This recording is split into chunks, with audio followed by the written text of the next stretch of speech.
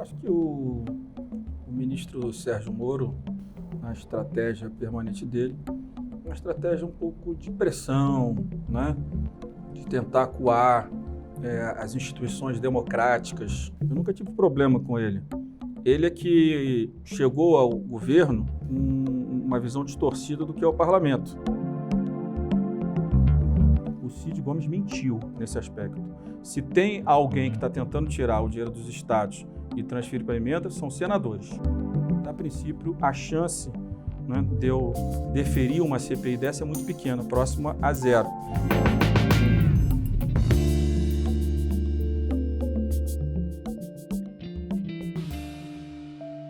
Olá, meu nome é Ranier Bragon, sou repórter do jornal Folha de São Paulo. Aqui do meu lado, o Guilherme Mazieiro, do UOL. A gente está aqui para entrevistar o presidente da Câmara dos Deputados, Rodrigo Maia, deputado do Democratas do Rio de Janeiro. Presidente, muito boa tarde. A primeira pergunta que eu gostaria de fazer para o senhor é sobre o pacote anticrime. O governo lançou uma campanha recente de publicidade para alavancar o pacote, incluindo alguns pontos que a Câmara, no grupo que o senhor criou para debater esse assunto, já derrubou de antemão, que é o excludente de ilicitude e a prisão em segunda instância também. Neste evento ontem, para fazer essa promoção, o ministro Sérgio Moro, depois do evento, ele deu entrevista e ele fez uma declaração que essa é uma ótima oportunidade para o governo e para a sociedade, o governo e o Congresso, dar uma mensagem para a sociedade que essa não é uma terra sem lei e sem justiça. Nesse ponto, então, o Congresso está na contramão da sociedade e está promovendo uma terra sem lei e sem justiça, na opinião do senhor? Olha, eu acho que o ministro Sérgio Moro, ele tenta, como sempre, na estratégia permanente dele, uma estratégia um pouco de pressão, né?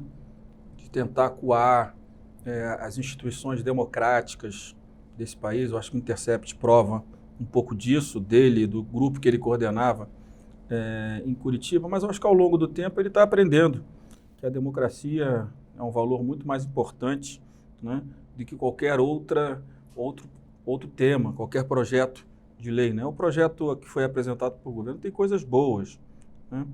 Agora, acredito que a discussão da prisão em segunda instância, para ele que é jurista, né, que conhece o tema, encaminhar para o projeto de lei parece mais uma vontade de desgastar o parlamento do que uma vontade de aprovar o projeto, né? Eu acho que tem uma PEC na CCJ, né, que os deputados ligados a ele estão travando, que poderia ser o grande instrumento para discussão se cabe ou não prisão em segunda instância e em que condições, né? Até porque o Supremo ainda está julgando, vai ter um julgamento, parece que nos próximos 2 meses, pelo menos. Então, claramente é um assunto constitucional. Acho que a gente tem que estar pronto para debater. Tem uma PEC do deputado Alex Manente, que seria um bom instrumento.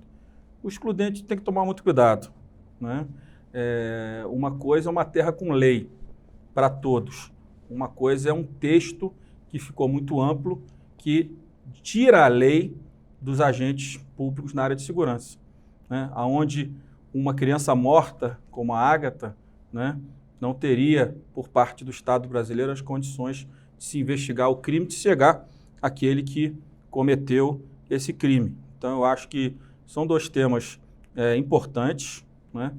Também não podemos deixar de pensar em proteger também o policial, né? Não dar a ele o direito de matar sem licença, mas dar a ele a proteção, e o próprio grupo de trabalho tratou disso numa outra parte do projeto. E acho que a segunda instância nós poderíamos fazer um belo debate, né, na questão da segunda instância por emenda condicional. Mas o governo insiste de encaminhar dessa forma, apesar do grupo já ter majoritariamente encaminhado, mas o projeto vai a plenário, o plenário é soberano e pode decidir sobre esses 2 temas. Pela percepção do senhor, esses 2 temas passam? Há uma ameaça desses 2 temas contaminarem todo o projeto e ele ser rejeitado de forma integral?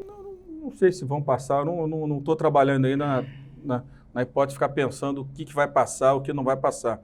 O que eu espero é que se respeite a legitimidade do parlamento, né? Coisas que no passado, né, o grupo do entorno do ministro Moro, principalmente os procuradores, não respeitaram, né? Votações onde eles queriam uma coisa, aconteceu outra. Aliás, é uma coisa até muito interessante, né? Naquelas 10 medidas, eles trabalharam e nós rejeitamos a prova ilícita de boa-fé. Sim. Hoje eles criticam a prova ilícita de boa-fé no caso do Intercept. Né? Você vê como são dois pesos e duas medidas. Se nós tivéssemos feito o que eles gostariam, hoje eles eram réus, né? Não eram procuradores e não eram ministros da Justiça. Então você vê como a lei precisa valer para todos, inclusive para eles. O senhor conversou com o ministro Moro sobre esses pontos, sobre essas ponderações? Eu conversei sobre o projeto como um todo, que eu achava que num sistema democrático, onde o parlamento representa vários segmentos da sociedade, o bom é a gente sentar e tentar construir, né, uma maioria no texto que ele apresentou, somado ao texto do ministro Alexandre de Moraes, que é muito bom também, né, porque no diálogo a gente poderia aprovar, né, com mais tranquilidade a maior parte do texto do Alexandre e boa parte do texto dele, né? Mas ele veio com a campanha publicitária, é legítimo, o governo tem direito de fazer campanha. Eu ainda não vi o teor, algumas críticas na imprensa, que a mensagem parece muito mais uma forma de pressionar do que uma forma de informar, né? Então, eu acho que a gente só precisa tomar o cuidado, né, na forma que o governo comunica, né, para a sociedade, que não pareça que há uma tentativa de intervenção, né, do Poder Executivo no Poder Legislativo. Inclusive, o próprio Ministério Público do Tribunal de Contas entrou com uma ação pedindo a suspensão dessa campanha publicitária. O senhor acha que muitos parlamentares consideram indevida essa campanha no momento que o Congresso está para analisar esse ponto? O senhor acha que pode resultar como uma pressão indevida sobre os parlamentares? Olha, é o que eu falo, eu não vi o formato. Mas, por exemplo, na campanha da reforma da Previdência, o governo mostrava a importância da reforma da Previdência e nós não questionamos. Então, seria errado agora, num outro projeto, a gente falar não pode ser. Depende do teor, né? Depende de como o governo está encaminhando. Então, eu acho que na hora que se alguns que estão criticando, não apenas deputados, tiverem razão de que há, na verdade, não é apenas uma informação, o que significa o excludente, o que significa a prisão em segunda instância, o que significa os outros temas, né? Se for apenas explicando os temas e mostrando, né, os índices, né, os problemas do Brasil como na Previdência, pode ser que tenha a sua validade.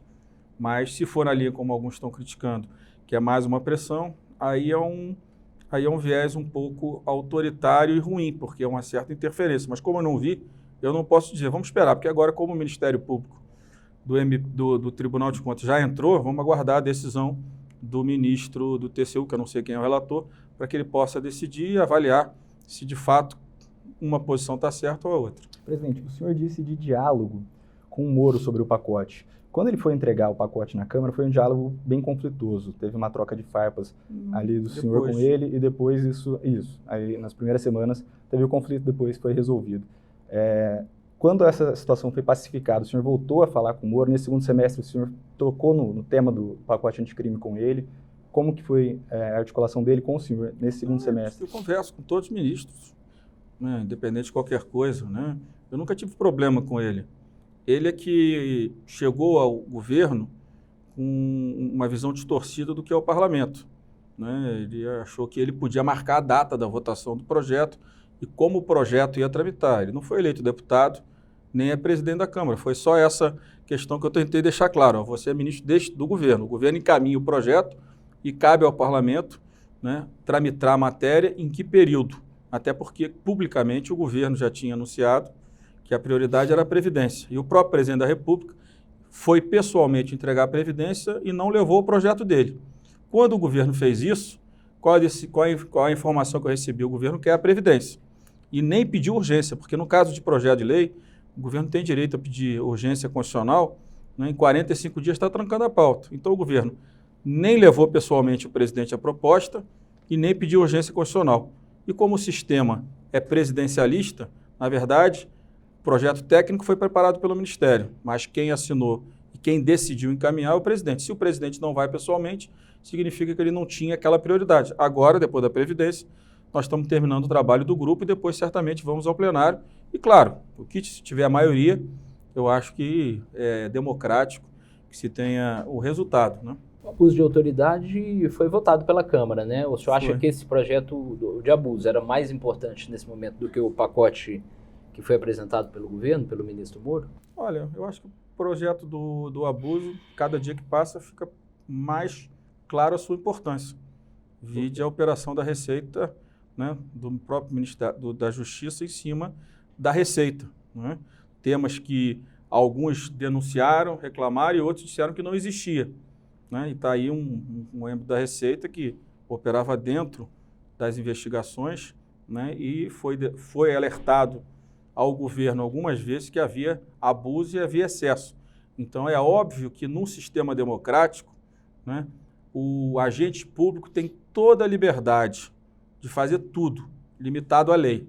Quando ele passa do limite da lei, ele abusou do seu poder, e não é só o que é mais nítido para a gente, ou um juiz ou um promotor, é um fiscal, né, é um auditor fiscal, né, é um fiscal do IBAMA, qualquer um desses, né, tem que respeitar a lei. Né? Essa questão da liberdade, o Ministério Público tem que ter liberdade, o auditor da Receita tem que ter liberdade, o fiscal do IBAMA tem que ter liberdade. Claro que sim, mas a liberdade do agente público está circunscrita ao que diz a lei, diferente do setor privado, que tudo aquilo que a lei não diz, ele pode fazer. Então, é essa questão que precisava, e acho que a lei do abuso se provou necessária, com esse caso, entre outros, se provou necessário e urgente, porque, sem dúvida nenhuma, em todos os poderes, né, alguns começaram a extrapolar o seu poder. E como nós aprovamos o texto do Senado, que de fato era melhor que o da Câmara, porque atingia os 3 poderes, eu estou convencido que se fez o correto. Um texto que já estava maduro, que já tinha sido debatido na Câmara e no Senado em 2016, 2017, então nenhum dos 2 textos veio de ontem. O Senado devolveu o nosso, mas o nosso tratava só de Ministério Público e Judiciário. O que ia aparecer? Que de fato havia uma campanha contra o Judiciário e contra o Ministério Público. Então nós fomos para o Senado, que tratava do Poder Executivo também e tratava do Poder Legislativo. Uma semana depois dessa votação do abuso de autoridade, a Polícia Federal ela concluiu aquele relatório do caso do senhor, e alguns aliados do senhor falaram reservadamente que viam relação entre um caso e outro.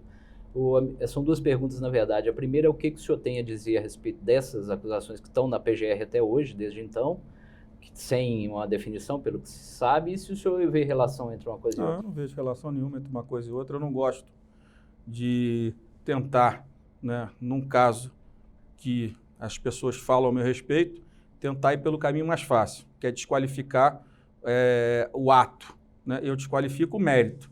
Né? O mérito são 2 anos que não se provou nada, né, e que se tenta transformar em corrupção uma doação oficial. Então, eu não posso achar que este mérito é correto.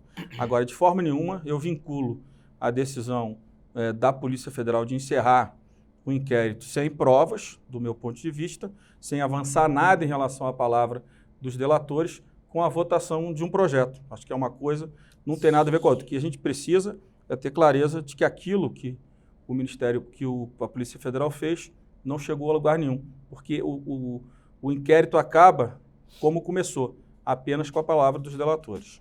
Sim, só para contextualizar, o senhor fala em doação oficial da cervejaria Petrópolis, e a acusação é que seria uma doação da Odebrecht pelos delatores. Né? A doação é oficial. Todas as outras doações da cervejaria Petrópolis foram arquivadas em inquéritos de outras pessoas. Uhum. Não tem como, né, uma pessoa que está recebendo uma doação avaliar de que, se aquela empresa tem alguma conexão diferente com a Odebrecht ou com qualquer outra empresa. A doação oficial, tem uma denúncia de doação não oficial de 2008 que só manteve a palavra do doador, do delator que fez. Então, eu não quero, né, me beneficiar dessa tese de que foi represária, que foi um ataque da Polícia Federal, não. Eu digo que o mérito do relatório da PF não chega a lugar nenhum. Ao contrário, o relatório da PF, né, chega à conclusão que eu sempre falei, que esse inquérito eu tenho convicção que vai ao arquivo.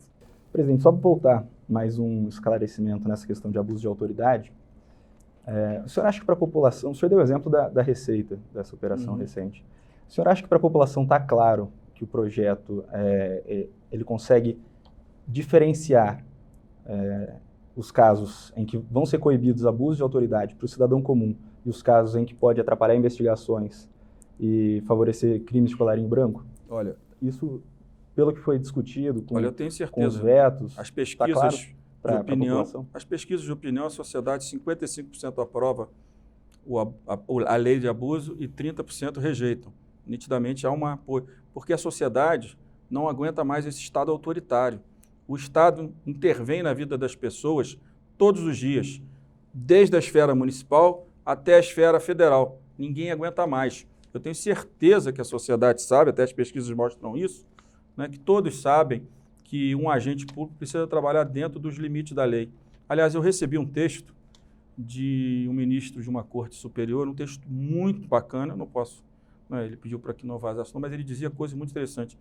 Eu que não desrespeito a lei, né, eu que, né, quando faço uma operação, mantenho sob sigilo, eu não exponho foto nenhum dos investigados. Aí foi explicando que ele fazia, eu não tenho problema nenhum em relação à lei. Mais do que isso, como eu confio na justiça, se alguém tentar me acusar de abuso, eu tenho certeza que tanto o Ministério Público quanto o Judiciário, né, vão arquivar, né, e vão para cima daquele que, de forma absurda, tentou me acusar de abuso de autoridade. Então, quem vai julgar é um juiz. Quem vai propor a denúncia é o Ministério Público. Agora, quem não quer uma lei que limita ao que diz a lei o seu poder, na verdade, não quer liberdade, né, que é um Estado anarquista, que é uma libertinagem sem precedente num Estado democrático. Tem alguns magistrados que estão soltando alguns presos já baseado nessa lei. Você acha que eles estão se precipitando? Eu acho que se o nosso Estado for um Estado democrático de direito, que eu acredito que seja, né, todas essas ações para intimidar a decisão democrática do parlamento, eu acho que vão gerar alguma reação. Eu acho que a OAB vai acabar reagindo. Eu acho que o próprio judiciário, aqueles juízes que cumprem a lei de forma correta, o Ministério Público, eles vão reagir, né, porque não é possível, né, que uma lei aprovada, né, sancionada em parte, depois sancionada outra parte por decisão do parlamento, com todo o ciclo legislativo completo cumprido, né, que um agente público, que seja do judiciário, que seja do Poder Executivo ou do próprio Legislativo, em qualquer esfera, acha que esse tipo de ato, né, vai gerar qualquer tipo de restrição à lei. Muito pelo contrário, vai fortalecer e mostrar que ele precisa cumprir a lei. Quem não cumpre a lei como agente público, tem lá a regra, né, do que ele está fazendo, né, se ele está prevaricando ou não, aí as ações virão no futuro. E eu tenho certeza que os próprios advogados vão ficar atentos a essa ação de tentar desqualificar a legislação que foi aprovada. Presidente, a gente tem 9 meses do governo novo, governo Bolsonaro, e 8 meses com o parlamento que foi oxigenado também.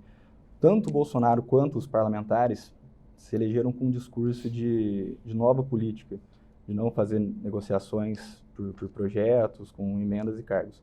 Só que na reforma da Previdência teve as negociações, que são legais, né, feitas de emendas e cargos, para aprovação junto ao centro e partidos da direita, para que aprovasse na Câmara e no Senado. Na opinião do senhor, o governo cedeu ao toma lá da cá, que é o discurso que ele se elegeu contrário? Eu acho que não. Acho que o governo tomou a decisão de fazer um governo de forma mais independente em relação ao Legislativo. O Legislativo entendeu ao longo dos primeiros meses, depois de alguns conflitos, que esse era o melhor caminho de fortalecimento do parlamento, né? Aprovamos um orçamento impositivo, não só a emenda de bancada, todo o orçamento público brasileiro hoje é impositivo. O que significa? Que o governo vai mandar a peça, nós vamos manter ou retificar a peça, e o que nós aprovarmos precisa ser executado pelo Poder Executivo. Amplia o poder da decisão do parlamentar em relação à sua base estadual ou municipal, né? E, sem dúvida nenhuma, essas questões de liberação ou não de emenda, elas não foram decisivas na decisão. Até porque o volume de recursos, né, que tem aprovado pelo parlamento no orçamento, nem 30% foram executados, até porque o governo precisou contingenciar mais de 30 bilhões de reais e só vai descontingenciar nos próximos meses. Então, de fato, de forma concreta, em relação àquilo que era do interesse dos deputados no orçamento, né, será certamente executado no mês de novembro e dezembro. Se nós tivéssemos ficado esperando, né, a liberação desse orçamento, nós não teríamos votado a Previdência. Então, acho que há uma compreensão da necessidade dessa separação. Essa separação de poderes fortalece a democracia, fortalece o parlamento, e se a prioridade do parlamentar fosse aguardar a emenda, a reforma não teria passado com 379 votos. O que eu considero é que a gente tem que saber separar, né, o que é uma política do toma lá da cá e o que é um direito legítimo do parlamentar que foi eleito por um município ou por um segmento da sociedade, aonde, na relação com o Poder Executivo, ele defenda que o seu segmento, né, no ponto de vista da regulação de leis, ou as suas bases municipalistas ou da Federação dos Estados, seja atendido como prioridade na execução do orçamento público. Presidente, mas o senhor disse que não esperou a liberação de recursos para votação. O governo enviou ao Congresso um PLN, que foi chamado PLN 18, um valor de 3 bi que vem para cobrir o valor dessas emendas. Esse PLN foi encaminhado um dia antes da votação do segundo turno. E não foi votado até hoje. Ninguém deixou de votar a Previdência por isso, porque nós compreendemos, né, que, claro, né, que o orçamento do governo ele é executado com temas de interesse do Poder Executivo e do Parlamento.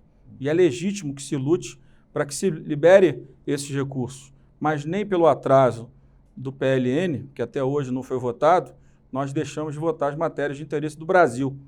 Aquelas que são interesse do governo, cada um vota do jeito que quiser, até porque o governo não quis construir uma base formal com algum compromisso programático.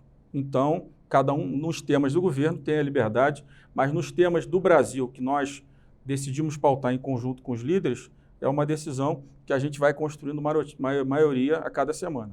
Presidente, sobre essa disputa e discussão que teve nessa semana que passou sobre a partilha dos recursos ali do pré-sal, qual vai ser a solução que vai ser encaminhada para isso? Olha, René, é interessante, né, que se cria uma narrativa falsa. Né? Infelizmente, o senador Cid, que eu respeito, admiro, ele criou uma narrativa falsa e alguns governadores entraram nessa onda dessa narrativa errada, equivocada. Né? Nós nunca pensamos em não garantir os 15% para estados e municípios. Ao contrário, a PEC da sessão onerosa, ela passou primeiro na Câmara, não foi no Senado. E quem incluiu 15% para cada ente foi a Câmara, na forma da lei. O Senado é que resolveu colocar a forma da distribuição na emenda constitucional, mais uma vez constitucionalizando tudo. Né? Uma mania do Brasil de achar que a Constituição precisa ser uma enciclopédia, não princípios, né? E acaba gerando muita judicialização de tudo no Brasil. E aí, quando a gente olhou, né, se resolveram fazer uma falsa verdade, que a Câmara queria tirar o dinheiro dos governadores, e aí depois é que veio a verdade à tona. Para passar para as emendas dos parlamentares. Nunca falamos isso. Isso nunca passou pela Câmara, não é verdade. Por isso que eu estou dizendo, não é verdade.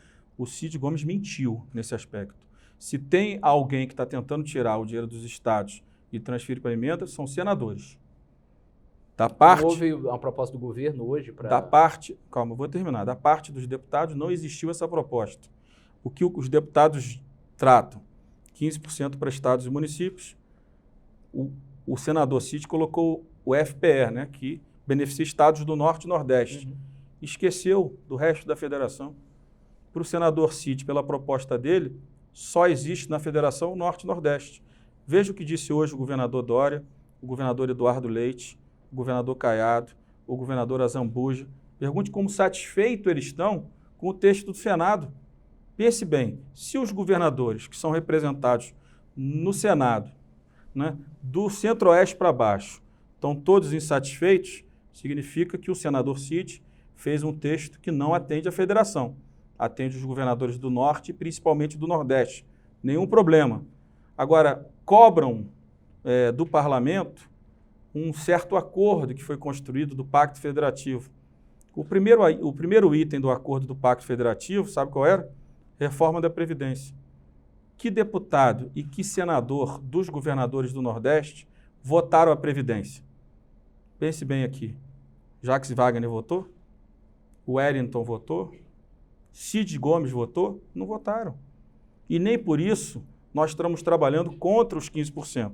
Agora, é claro que agora, nessa segunda fase do debate, que ontem eu estive com o presidente Davi e falei para ele que ele deveria coordenar essa nova pactuação, né, porque nós não podemos de forma nenhuma dividir Câmara e Senado, né, haverá uma pressão muito grande, né, dos estados do Centro-Oeste, do Sul e do Sudeste, aonde a representação na Câmara tem mais força do que a representação desses estados no Senado. Por incrível que pareça, o Norte e Nordeste junto tem maioria no Senado e na Câmara já muda um pouco, porque o Sul e o Sudeste tem um número grande de parlamentares. Então, é esse equilíbrio que a gente precisa construir. Cadê os 4 bilhões da Lei Candir, né, que estava dentro do acordo, e todo mundo sabe que se não entrar na sessão onerosa, esse recurso vai ficar para o próximo ano, no novo orçamento. Então, eu acho que o senador foi infeliz, né? Eu acho que ele não deveria atacar da forma como atacou. Aliás, pareceu muito, né, esses movimentos de rede social de ultradireita, que atacam, né, gerando ódio das pessoas à sua contraparte. Não é assim que a extrema-direita na internet opera? Os radicais de extrema-direita, como é que eles fazem? Eles geram uma informação falsa para que a sociedade fique com ódio do contraponto e viralize isso. Da forma como ele atacou o líder Arthur Lira, né, e com informações falsas, aqui digo falsas, a Câmara nunca quis mexer nos 15% dos estados, o que ele gerou? Né, principalmente na mobilização que ele fez, né, com os governadores, ele gerou uma viralização, né, de uma informação que para gerar ódio em relação aos deputados e talvez à Câmara em relação aos estados do Norte e Nordeste.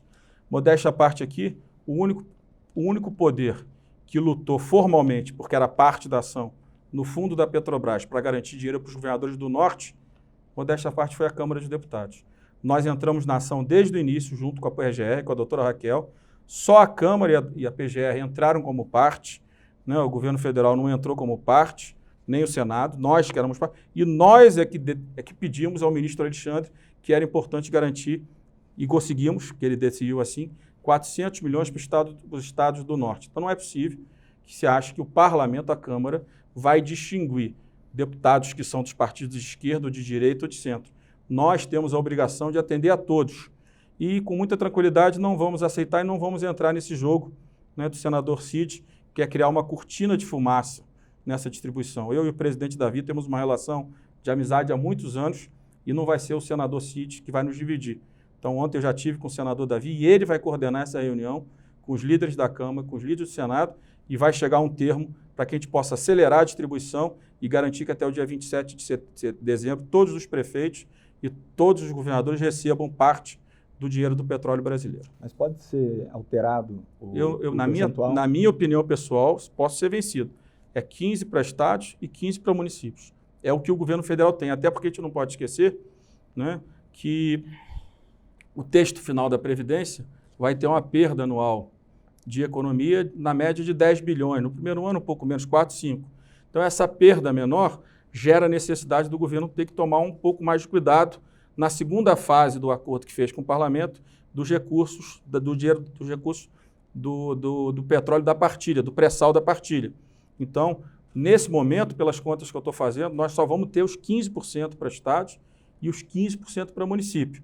O dinheiro da Lei Candir ou vai entrar nessa conta, ou você não vai ter como atender os estados do Centro-Oeste para baixo. Então, esse debate que será liderado pelo presidente Davi, eu vou estar participando junto com os líderes da Câmara, e nós vamos, sob a coordenação deles, chegar num acordo para mostrar àqueles que nos atacaram de forma errada, podia usar uma palavra mais dura, mas não vou usar, de que eles estavam errados, que a Câmara nunca teve a intenção, quando, junto com o presidente Davi, promulgou a parte da PEC que garantiu o leilão, de excluir a transferência de recursos para Estado e município, muito menos na regra dos 15% para um lado e 15% para outro. Durante essa troca de ataques que teve entre o senador Cid e o deputado Arthur Lira, no plenário do Senado e da Câmara, o senhor tomou a palavra na mesa e disse, contextualizando um pouco, fez um resgate da situação, contextualizou a questão da sessão onerosa que estava sendo debatida, e o senhor disse que está havendo um problema grave, porque o sucesso da Câmara está incomodando muita gente. Quero saber a quem que está incomodando o sucesso da Câmara e por que o senhor... Não, porque essa agressão, outras agressões que a gente está ouvindo individualmente, elas não fazem sentido. Né? Nós cumprimos todo o nosso acordo com o Senado. No início do ano, o presidente do Senado me procurou dizendo que o governo encaminharia o Pacto Federativo e que eles gostariam de tratar o Pacto Federativo como prioridade deles. Assim foi feito. Agora, até hoje o governo não encaminhou o Pacto Federativo. O Senado também não apresentou uma proposta. Mas está lá, nós temos uma frente parlamentar do Pacto Federativo e não instalamos embaixo de nenhum projeto exatamente porque era uma prioridade do Senado. Quando foi se discutir, por exemplo, o posse de arma estendido, que era um texto que era consensual nas duas casas, nós tínhamos também projeto de lei sobre isso. Mas nós entendemos que o Senado pediu para começar o projeto, começou, nós votamos o mesmo texto e foi essa ação. Então, esse ataque que acontece, né, como esse do Cid à Câmara, ele não faz sentido do ponto de vista político, porque não tem nada que a gente faça que não seja bem ajustado com o presidente Davi. E quando o Senado muda o que a Câmara faz, a gente não fica reclamando, né? A gente não fica que nem criança pequena, né, chorando, berrando, né, e pedindo chupeta. Nós entendemos e mudamos e mantemos o texto do Senado ou retornamos o nosso, como é do processo legislativo democrático brasileiro. A gente não ficou reclamando quando no projeto dos partidos o Senado retirou tudo e nós retomamos o que achávamos relevante. Foi um desgaste, porque muitas matérias foram colocadas com uma narrativa errada, do meu ponto de vista, para a sociedade. Mas a responsabilidade também é nossa, de não fazer a melhor narrativa que explique melhor a sociedade. Mas nem por isso a gente foi culpar o senador A, o senador B, por que não votou, como estava mais ou menos pré-combinado, que eles disseram, a gente não combinou nada. Como também na sessão onerosa, o senador Cid não procurou nenhum dos líderes. Ele procurou apenas a minha pessoa, me entregou o relatório, disse que era o relatório, que ele não queria ter conflito, foi senador de jeito nenhum. É um direito democrático o Senado manter ou mudar o nosso texto, né? O sistema democrático é assim. Presidente, o senhor falou sobre os ataques aí das redes sociais, CPI da fake news. O Bolsonaro, as pessoas no entorno dele acusam essa CPI de ser direcionada exclusivamente para enfraquecer o governo, atacar o governo. O senhor já disse que ela não tem como foco o governo. Quem está falando a verdade nessa história? Ela tem como foco o governo? Não tem? Ela não tem o foco do governo. O que tem nos preocupado nesse momento, né, de forma crescente, é o método que alguns segmentos nas redes sociais têm usado, né? Uma fake news, né, muitas vezes, ela impacta a sociedade, viraliza uma informação falsa que estimula o ódio ao Congresso, o ódio ao Supremo. E aí você fica pensando, quem é que pode ter interesse, quem é que está por trás, né, da viralização de uma informação falsa para gerar ódio na sociedade, no Estado Democrático de Direito? Eu acho que a CPI tem que focar nisso. Ninguém está preocupado com a eleição do Bolsonaro, ele ganhou de forma legítima. Ele entrou num vácuo que ninguém percebeu, ou quem percebeu não quis disputar a eleição, né? Então, ele tem o mérito de ter ganho a eleição por isso, somado à facada, né? Ele não ganhou a eleição apenas porque ele tinha uma boa estrutura de rede social. Não ganharia se fosse apenas isso, né? Agora, é óbvio que o que preocupa hoje é que, né, vendo todos esses documentários sobre a utilização de dados, aliás, né, o grande petróleo dos próximos anos vai ser dados. Quem souber manusear melhor dados. Esse é o grande desafio, inclusive do Congresso. Passa pelo Congresso, passam milhares de pessoas que deixam milhares de informações ou milhões de informações pelas redes sociais dos deputados e senadores. E como é que a gente pode conseguir utilizar isso para a instituição, claro, sem ideologizar, para exatamente poder comunicar bem à sociedade. Então, eu acho que essa CPI, eu tenho certeza que essa CPI não tem em nenhum momento foco no presidente. Acha que aliás, ele tá preocupado? se os políticos, do Bolsonaro tá preocupado com ela? Se os políticos de esquerda entenderem que eles vão usar a CPI para atacar o presidente, a CPI não vai andar. Não é que nós estejamos no governo, é porque este não é o nosso objetivo. A questão das redes sociais é muito mais grave e muito mais séria do que a gente transformar essa CPI num instrumento de embate entre quem é Bolsonaro, quem foi Bolsonaro na eleição e quem foi contra o Bolsonaro na eleição. Quem acha que esse debate é relevante na CPI vai acabar acabando com a CPI antes da hora. A CPI não vai ter esse foco. Os deputados que eu conheço que estão lá e os senadores não vão aceitar, mesmo aqueles que são de esquerda, mas que estão mais ao centro, não vão aceitar transformar a CPI no terceiro turno. O resultado está dado, o presidente está eleito de forma legítima e a CPI, do meu ponto de vista, tem que ser para que a gente possa entender que sistema é esse, quem financia os movimentos, quem é que produz de forma competente mentiras permanentes com muito conteúdo que viralizam contra as instituições do Estado Democrático. E o que a gente precisa fazer para melhorar a regulamentação? A Grã-Bretanha já avançou, né? Acredito até que essa comissão, um grupo de parlamentares que entendam mais do tema, precisa rapidamente, né, pensar em algumas trocas de informação, trocas de conteúdo junto com, principalmente, o parlamento britânico e outros parlamentos, para que não apenas a gente descubra o que significa essa viralização contra as instituições do Estado Democrático, mas principalmente que a gente possa fazer uma regulação, né, inclusive, né, dialogando, né, com essas grandes estruturas, né, Facebook, WhatsApp, para que eles também entendam, né, que quando eles viralizam uma informação falsa contra uma pessoa, sem dúvida nenhuma, há alguma responsabilização a ser feita por ele, contra eles. Então, para que a gente não chegue nesse ponto, é importante que todos sentem na mesa e construam um texto, vendo o que já aconteceu, por exemplo, na Grã-Bretanha, como falei. Eu acho que a gente não pode deixar, né, que cada dia que passa, as pessoas vão ter uma condição melhor, mais aprendizado de como usar dados. Sim. Então, vai ser importante que a gente tenha regras para que o uso desses dados não distorça as informações sobre as instituições democráticas, sobre o processo eleitoral, né, e sobre qualquer outra informação, sim, da sociedade brasileira. O senhor mesmo é um alvo frequente aí dessas manifestações na internet. Algumas delas tentam ridicularizar, inclusive o senhor comparando fisicamente ao personagem Nhonho do seriado Chaves. O senhor falou recentemente, inclusive, que às vezes perdi o sono por causa disso, né? Hoje, como é que o senhor lida com isso? Não, no início, para mim era uma novidade, né? O que é isso? Aí depois eu fui compreender, né, o que é isso. Movimentos que precisam ser ativados todo dia, toda semana. Movimentos que precisam estar estimulados todos os dias, porque movimentos radicais, eles não ficam estáticos. Sim. Então, se aqueles que estão estimulando esses movimentos de ultradireita, ultra-esquerda, se eles não são alimentados, eles vão procurar outra coisa para fazer nesse mundo virtual, né? E quando eu percebi que, na maioria das vezes, eram coisas que estavam muito no mundo deles, né, sem dúvida nenhuma, eu passei a ter outra opinião, né, de como, né, me relacionar com isso. Então, eu passei a falar nas redes sociais para o meu ambiente. Tanto é verdade que o meu Twitter, por exemplo, multiplicou por 4, né, desde que eu passei a ter esses embates nas redes sociais, porque eu passei a ter clareza o que eu precisava representar, não apenas como presidente da Câmara, né, garantindo, né, as instituições democráticas, mas também como deputado, o que eu queria e o que eu precisava representar para as redes sociais. Ataques diretos, o senhor bloqueia essas pessoas? Como é que é? Como que o senhor lida? Olha, qual a minha impressão, por exemplo, no Twitter? No Twitter, para mim, vale muito mais quantos likes eu recebo do que comentário.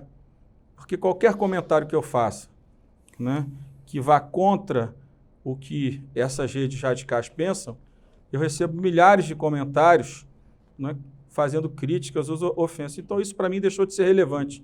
O que é relevante num Twitter que eu posto é saber o seguinte: qual é o volume de pessoas que aderiram àquilo? 3 mil, 5 mil, 20 mil, 30 mil, 40 mil, 200?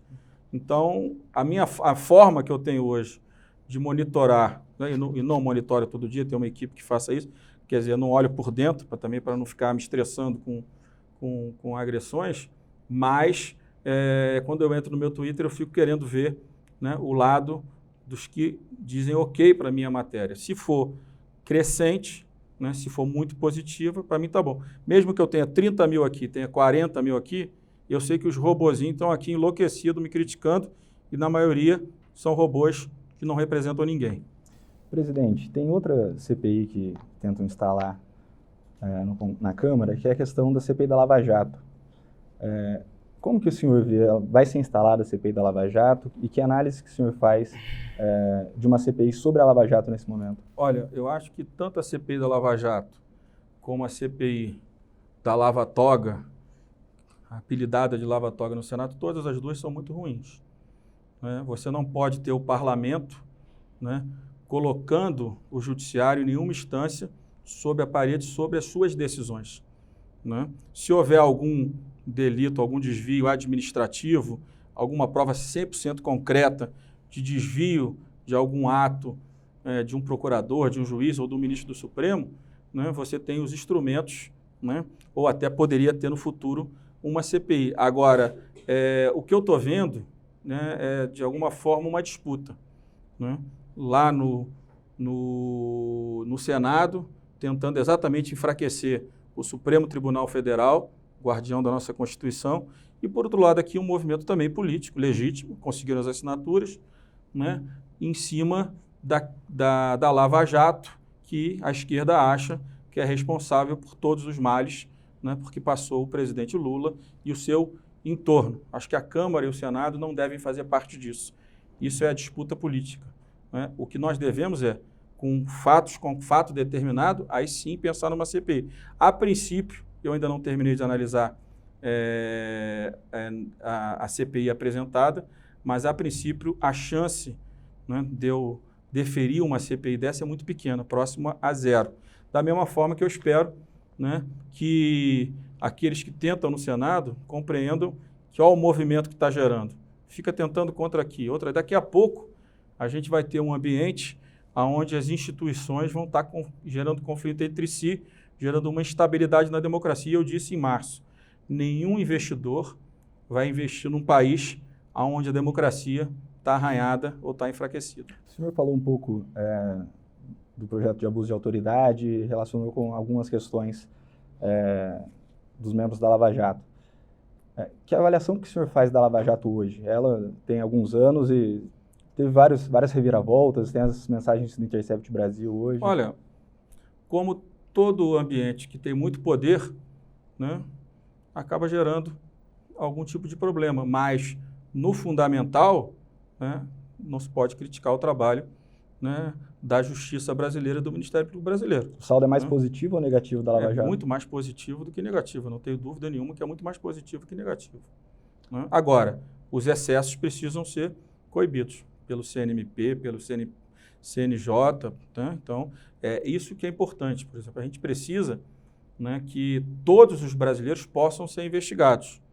Né? Eu acho que essa é uma discussão. O CNJ faz bem o seu trabalho, o CNMP faz bem o seu trabalho. A impressão que me dá pelas matérias que eu leio no jornal sobre a análise desses dois conselhos é que o CNMP julga muito menos, né, decide muito menos que o CNJ.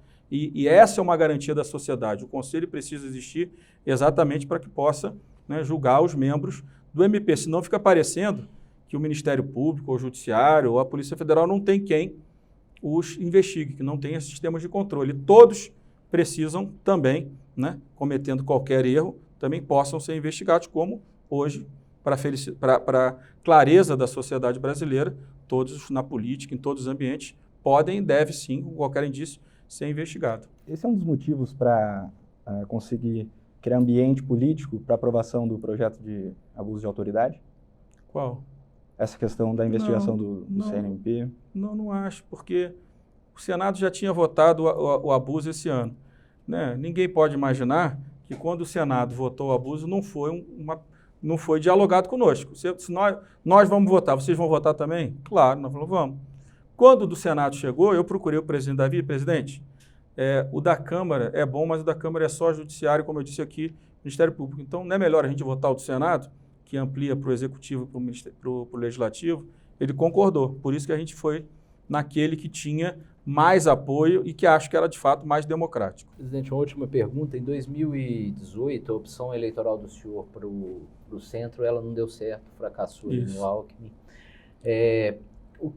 Qual o caminho que o senhor pretende trilhar em 2022? O senhor sai da presidência da Câmara em 2021, é o centro ainda? É o centro mais à direita? É o centro mais à esquerda? Outro dia eu recebi um grupo de deputados, né, mais jovens, né, dos partidos que fecharam questão contra a Previdência e que eles votaram favorável. E eles, jovens, muito preocupados, por que a gente vai fazer? Será que a gente vai ser expulso? Para que partido a gente vai? E eu disse a eles, olha, problema de vocês não é partido. Infelizmente, o Brasil tem muito partido. Tem mais de 30. Opções não vão faltar. O problema de vocês, o meu, de todos nós, é construir um projeto de centro democrático, com uma agenda, com princípios, aonde esse ambiente que vocês representam e nitidamente representaram agora na votação da Previdência, né, esse ambiente precisa estar representado. Então, o nosso maior problema é que o nosso ambiente do centro democrático, desse centro, ele precisa, né, começar a construir um projeto e dar nitidez à sociedade, né, independente de quem seja o candidato desse projeto. Né, mas esse ambiente de centro, né, que garante a democracia, que garante as reformas, que garante projetos que vão reduzir a desigualdade, reduzir pobreza nesse país, esse projeto, esse ambiente precisa ter nitidez, precisa ter clareza para atrair parlamentares de vários partidos, porque esse ambiente aqui representa 60% da sociedade está órfão. Então, o que eu disse a eles, repito aqui, nós precisamos construir um ambiente que eu acho que nós deveríamos chamar de centro democrático, e nesse ambiente trazer pessoas de centro-esquerda, de centro-direita, de centro, né, e dar clareza. O que nós pensamos do Brasil, o que nós pensamos do Estado brasileiro, o que nós queremos para que esse Estado possa reduzir desigualdade e voltar a gerar emprego. Na hora que se fala de centro, na Câmara a gente tem o Centrão, um grupo de partidos, uma atuação mais pragmática. O senhor está buscando esse centro democrático com esses partidos do Centrão também? Com quem que o senhor está tentando criar essas pontes? Deixa eu dizer uma coisa. Tudo na vida, quando você gera figuras, né, gera formas pejorativas de tratar as pessoas, você tem sempre uma oportunidade de mostrar para a sociedade que tem o outro lado, tem o outro caminho. Esses partidos que são criticados, muitas vezes, né? O Centrão. Do Centrão, o nome que você queira dar, muitas vezes, na maioria das vezes, são esses parlamentares de centro-direita, na maioria das vezes, que têm a agenda reformista na cabeça. Se individualmente um parlamentar que seja do centro-direita, da direita ou da centro-esquerda, que cometa desvio, que responda por eles. Mas esse ambiente aqui de centro, né, que em muitos momentos vocês chamam de centrão, mas que pode ser ampliado para um centro democrático, esse ambiente tem as reformas como prioridade. É isso que eu acho que a sociedade precisa entender. Eu disse no meu discurso da Previdência, né? São estes que muitas vezes são criticados, que estão aqui hoje, sem diálogo com o governo, sendo atacado pelo governo, pelas suas redes sociais, são esses que vão dar o primeiro grande passo, né, para a gente mostrar à sociedade brasileira, aos investidores brasileiros e estrangeiros, que nós vamos mudar o Brasil. Nós vamos mudar. É a política que vai mudar o Brasil. Nós vamos mudar a política porque nós entendemos que há um esgotamento desse ciclo. Né? O ciclo dos últimos 30 anos avançou em muitas coisas, mas trouxe muitos problemas para o Brasil. E um dos grandes problemas que esse ciclo trouxe, e acho que o Bolsonaro nos ajudou nisso, foram os governos de coalizão. Precisamos fazer governos onde nós temos princípios, teses, ideias, projetos para a gente reformar esse Estado falido brasileiro. E o desafio do senhor, né, imagino que seja também tirar essa visão, esse viés negativo que a sociedade tem sobre o Centrão. O senhor estava falando aqui. Como que o senhor vai passar isso para a sociedade? Como que esse centro vai passar para a sociedade? Não sou dono do Centrão, não sou dono dos partidos que vocês dizem do Centrão. Eu coordeno a Câmara dos Deputados e acho que exerço uma influência em vários partidos, de esquerda a direita.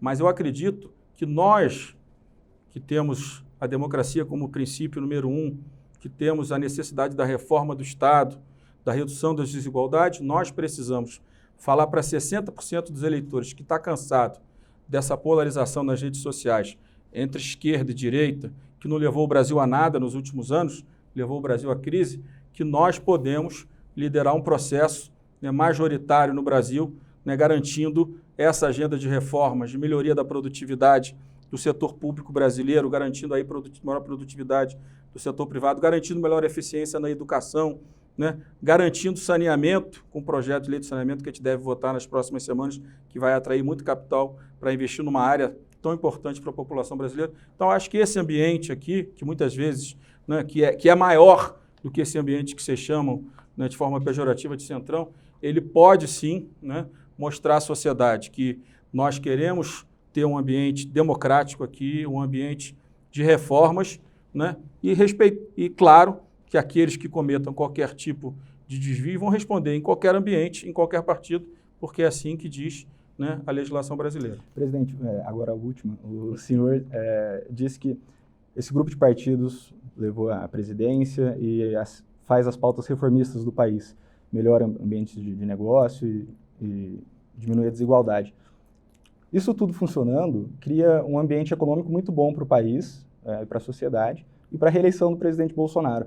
De alguma maneira, se isso tudo funcionando, não favorece mais o presidente Bolsonaro, que pode colher os louros dessas melhoras econômicas e estruturais do país? Olha, por uma reeleição? Um país que vive uma recessão há 5 anos, onde a fome voltou, onde a pobreza aumentou, onde o desemprego não cai, porque o emprego que foi gerado nos últimos meses, nos últimos 24 meses, são empregos precários, na informalidade, onde a educação não melhorou, onde o alfabetismo não melhorou, o que vai prejudicar nossa posição no IDH no próximo ano.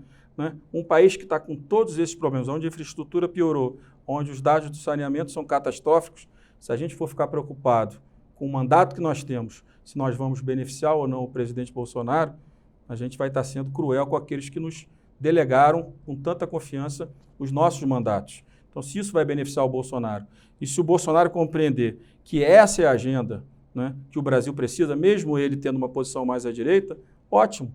A sociedade com o Brasil crescendo, com a pobreza reduzindo, com o emprego crescendo, da minha parte, cumprir meu papel como deputado. Acho que isso é que interessa.